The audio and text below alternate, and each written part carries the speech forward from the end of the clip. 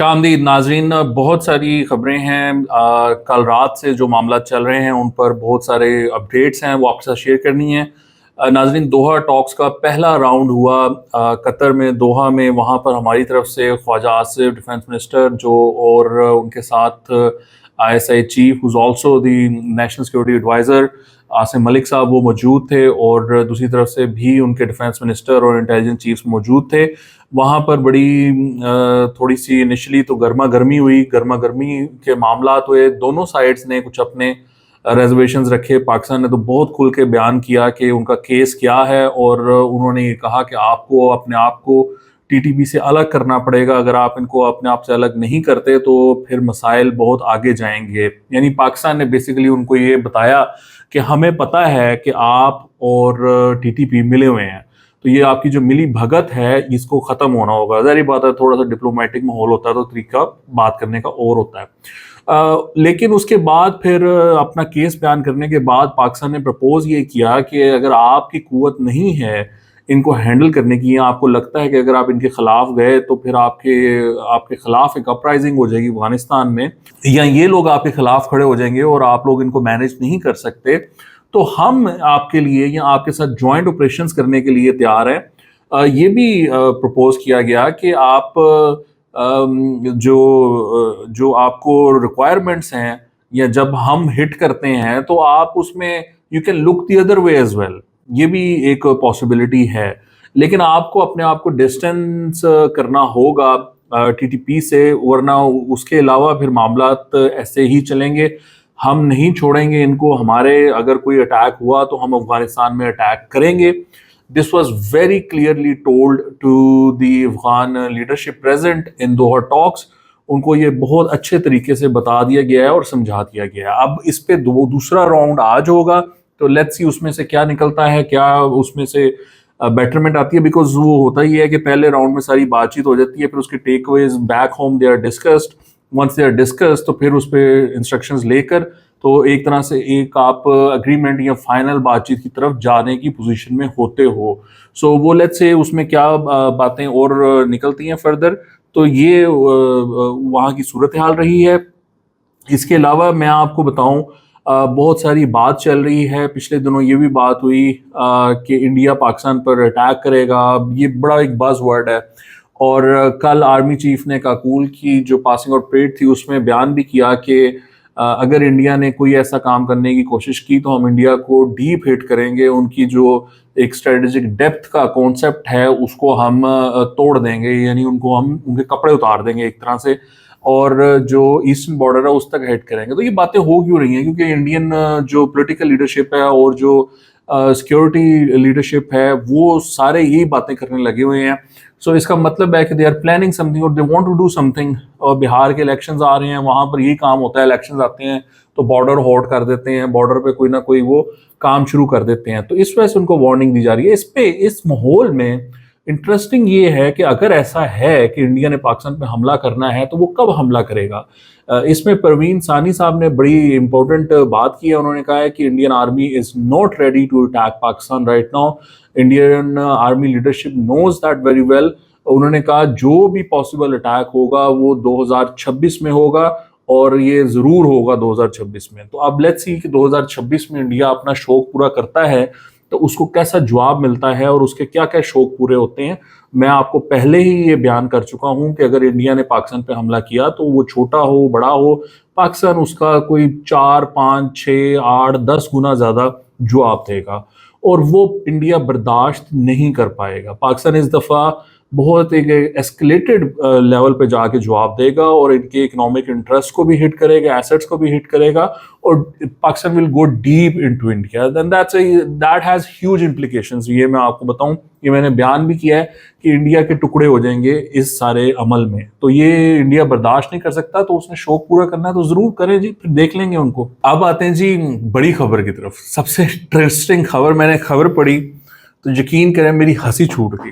मैं ऊंचा ऊंचा हंसने लग पड़ा, और मेरा जो प्रोड्यूसर है असद, वो भी परेशान हो रहा था कि ये राना साहब को क्या हुआ है, ये हंसने लग पड़े इस तरह।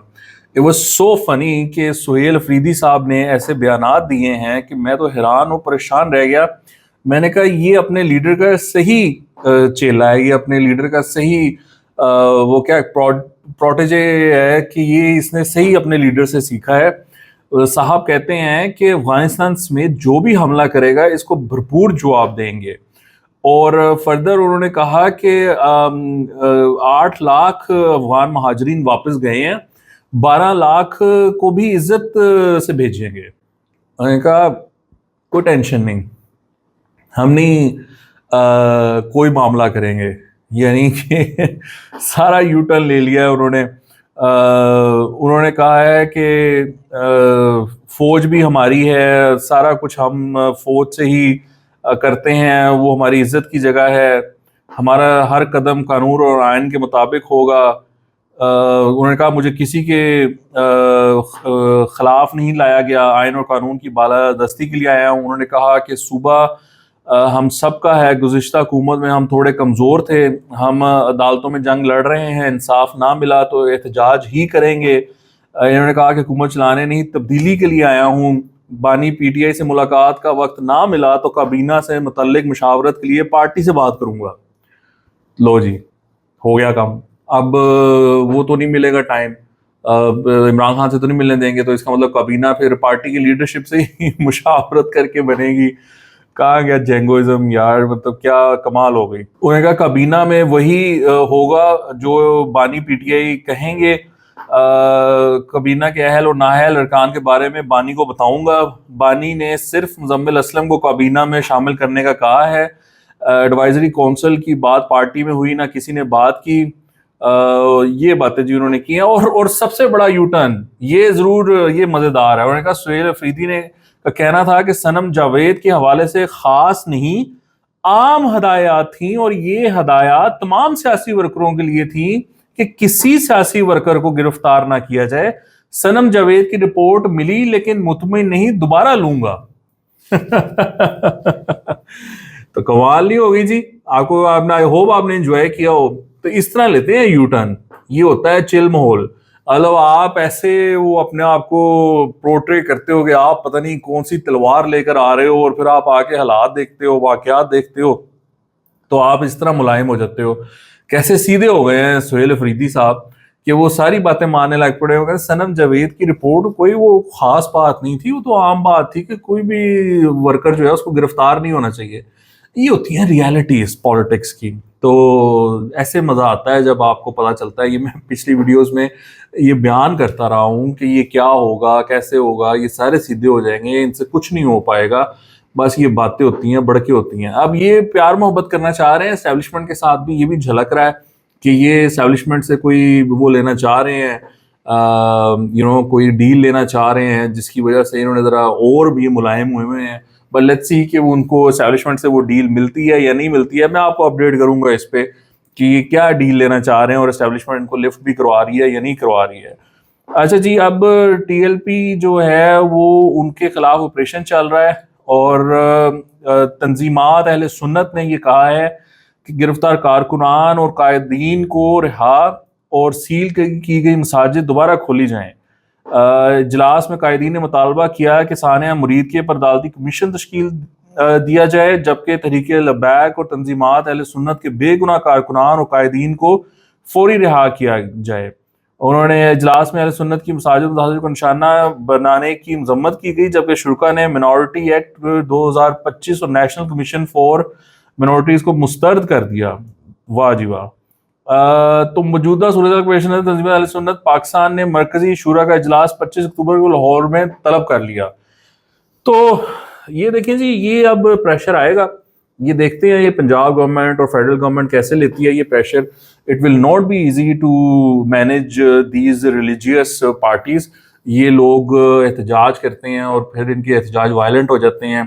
تو ٹی ایل پی کو جس طرح ہینڈل کیا گیا ہے, obviously that deserves a lot of praise. اور مریم نواز شریف نے جس استقامت کا مظاہرہ کیا ہے اور جس ارادے کا مظاہرہ کیا ہے اور جس طرح پولیس کے ہی تھرو یہ آپریشن کیا ہے, اس پہ she deserves a lot of credit. لیکن اب یہ ہے کہ ان کو کھڑا ہونا پڑے گا اپنی پولیس کے ساتھ, جس طرح کہ بہت ساری جو پولیس کی لیڈرشپ ہے وہ اپنے آفیسرز کے ساتھ کھڑی ہے, اسی طرح پولیٹیکل لیڈرشپ کو کھڑا ہونا پڑے گا پولیس کے ساتھ. اور ان کے خلاف جو ایکشن کی شروعات کی ہے اس کو اینڈ تک لے جانا پڑے گا، اور یہ جو اس طرح کی میٹنگز ہیں اور اس طرح کی باتیں ہیں اس پریشر میں نہ آئیں اور اپنا جو بچاؤ ہے وہ کرنے کی کوشش نہ کریں، بلکہ جو صحیح کام ہے اس کو جاری رکھیں. تو دس وڈ بی انٹرسٹنگ کہ کیسے یہ لیتے ہیں پریشر. اب جی آئی سی سی کا بیڑا غرق ہو گیا. جے شاہ جو کہ امت شاہ کے بیٹے ہیں، وہ انڈین منسٹر ہیں، امت شاہ ان کے بیٹے ہیں، جے شاہ وہ آئی سی سی کے پریزیڈنٹ ہیں، انہوں نے بیڑا غرق کر دیا، اس کو پولیٹیسائز کر دیا ہے.